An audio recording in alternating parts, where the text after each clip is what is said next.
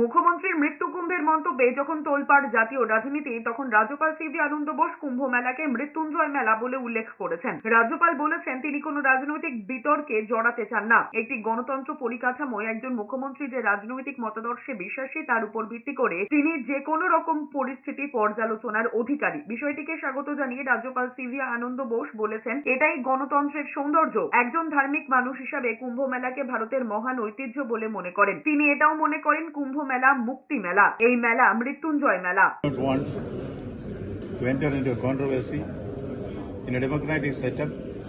The chief minister is entitled to have her own analysis of any situation based on the political doctrines which they uphold.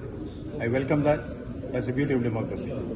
As far as I am concerned, I do not want to give any comment on the Kumbh Mela as a governor. I went there as a humble participant in the process. এদিকে মুখ্যমন্ত্রীর মৃত্যু কুম্ভের মন্তব্যের প্রতিবাদে বিধানসভার বাইরে শুভেন্দু অধিকারীর নেতৃত্বে বিক্ষোভ দেখিয়েছেন বিজেপি বিধায়কেরা। এরপর রাজ্যপালের কাছে মুখ্যমন্ত্রীর মন্তব্যের বিরুদ্ধে ডেপুটেশন দিয়েছেন বিজেপি বিধায়কেরা।